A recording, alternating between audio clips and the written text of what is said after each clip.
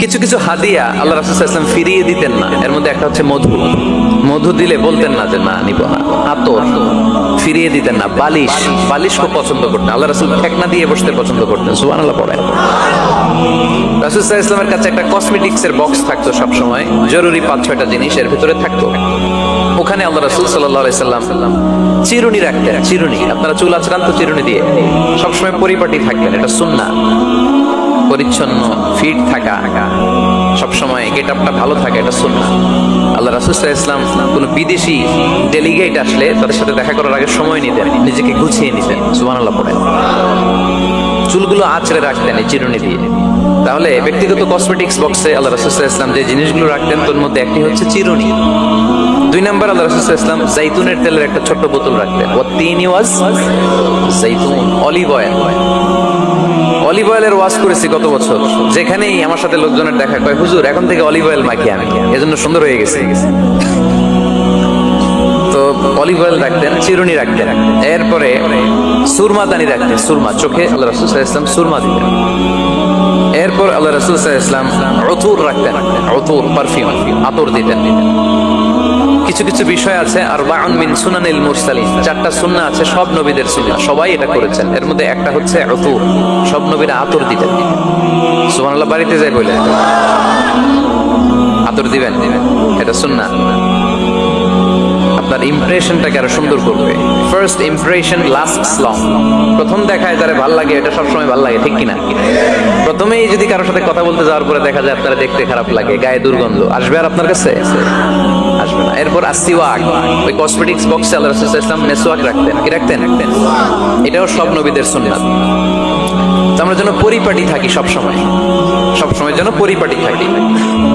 তো মৌমাছির নামে সূরা দিলেন, এরকম এক ভাই বলল যে মাকড়সার নামে, হ্যাঁ, আল আনকাবুত নামে সূরা দিয়েছে। এভাবে আল্লাহ তাআলা পরিবারের নামে সূরা দিয়েছেন। ওই সূরাটার নাম আলে ইমরান। কি নাম? আমি যে বারবার প্রশ্ন করতেছি, আপনাদের কষ্ট হচ্ছে? মন খারাপ হইতেছে না তো? নাকি উত্তর দিতে ভালো লাগতেছে? ভালো লাগতেছে কার কার? দেখে ভাল লাগে সবার, কিন্তু উত্তর দেয় কয়েকজন। সবাই উত্তর দিতে পারবেন শেষ পর্যন্ত? আলোচনার মাঝখানে ওঠা বসা করে ডিস্টার্ব করবেন কারা কারা? হাত তোলেন। ডিস্টার্ব করবেন?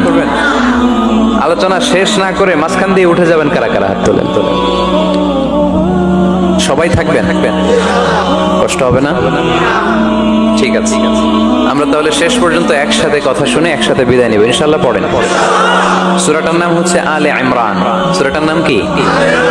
আলে ইমরান। এখানে আল্লাহ তাআলা 133 নম্বর আয়াতে আমাদের অ্যাপ্রোচিং ঠিক করে দিয়েছেন। ডানে যাব না বায়ে যাব? কই যাবেন? ডানে যাবেন। ডানে আছে ক্ষমা আর আছে জান্নাত। ডানে আছে কি আর আছে? সবাই বলেন, ডানে আছে কি আর আছে? ডান দিকে গেলে আল্লাহর ক্ষমা পাওয়া যাবে আর জান্নাত পাওয়া যাবে। এই দুইটাই তো দরকার, বেশি কিছু লাগে নাকি?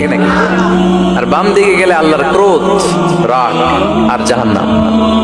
বাম দিকে গেলে আল্লাহর ক্রোধ বা রাগ আর জাহান্নাম। ডানে গেলে কি? প্রথমে ক্ষমা আর জান্নাত। এই দুইটা শব্দ একটু মুখস্থ রাখতে হবে আজকে। ক্ষমা আর, দুইটা জিনিস পাওয়া যায় ডানে গেলে। 1 নাম্বার, 2 নাম্বার। সবাই বলেন 1 নাম্বার, 2 নাম্বার। এবার আঙ্গুল উঁচু করে বলেন।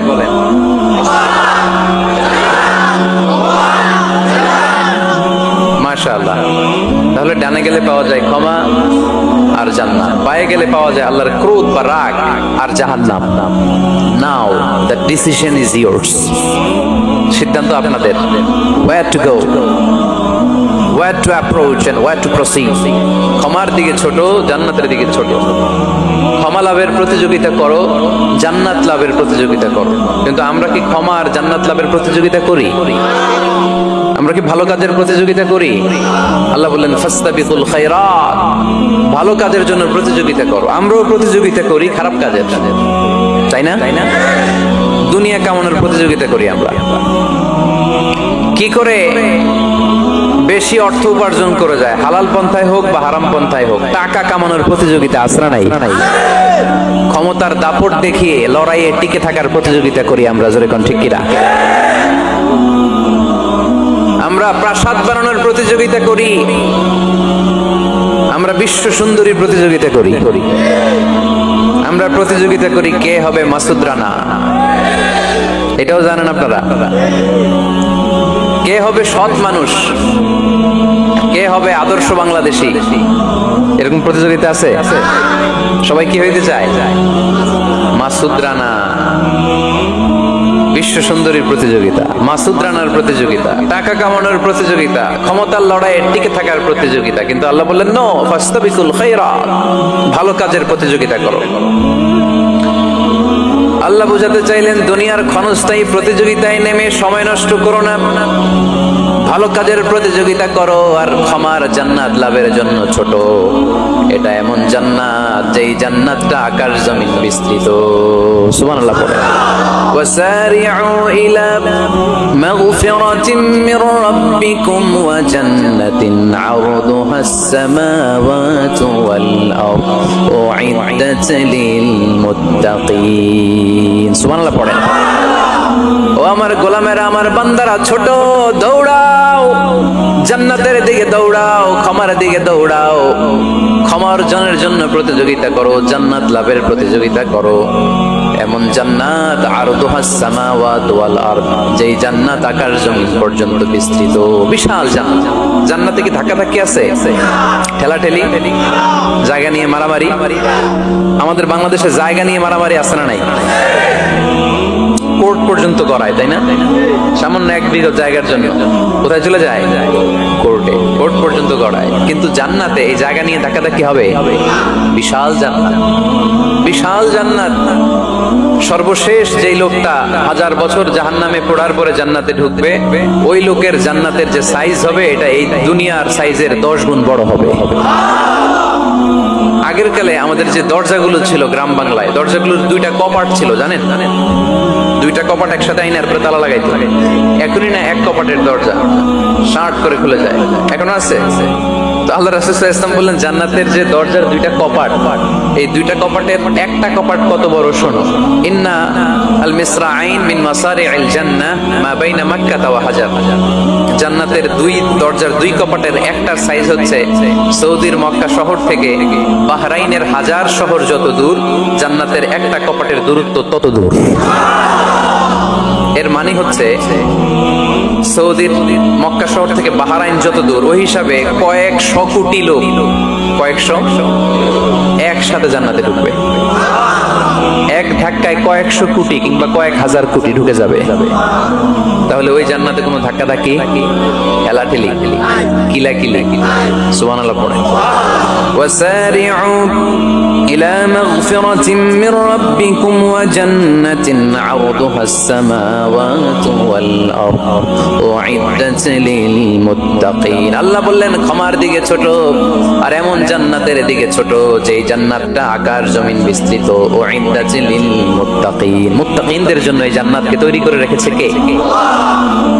তার মানে জান্নাত একটা সাম্প্রদায়িক জায়গা। জান্নাত একটা কি জায়গা?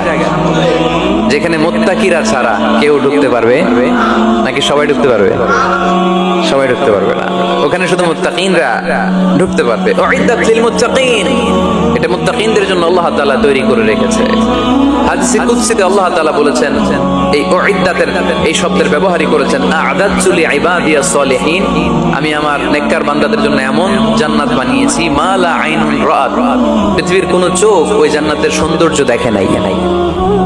ওয়ালা উযুনুন সামিআত, পৃথিবীর কোন কান জান্নাতের কোন সুন্দর শব্দের আওয়াজ শুনে নাই। ওয়ালা খাতারা আলা কলবি বাশার, মানুষ কল্পনাও করতে পারবে না যে জান্নাত কত সুন্দর। সুবহানাল্লাহর আস্তে পড়ে। আল্লাহ বললেন উইদ্দাত লিল মুত্তাকিন, আমি আমার মুত্তাকিন বান্দাদের জন্য তৈরি করেছি। মুত্তাকিরা ছাড়া কেউ জান্নাতে প্রবেশ করতে পারবে নাকি? পারবে না। এখন মুত্তাকি কারা, তাদের বর্ণনা আল্লাহ সামনে দিবেন। শুনবেন আপনারা? আচ্ছা, এটা হচ্ছে কোরআনের একটা বর্ণনা ভঙ্গি। কোরআনের মধ্যে অনেক বেশি কোহেরেন্স আছে, সিকোয়েন্সটা অনেক সুন্দর। যখনই আল্লাহ বলবেন কাফিরিন, কাফের কারা, তার বর্ণনা দিবেন। এরপর যখন আল্লাহ বলবেন মুনাফিকিন, মুনাফিকিন কারা, আল্লাহ বর্ণনা দিবেন। এরপর যখনই আল্লাহ বলেছেন মুত্তাকিন, মুত্তাকিন কারা, তারপরে তার বর্ণনা দিবেন। সুবহানাল্লাহ পড়েন। যেমন আল্লাহ সূরা বাকারার শুরুতেই মুত্তাকিদের বর্ণনা দিয়েছেন।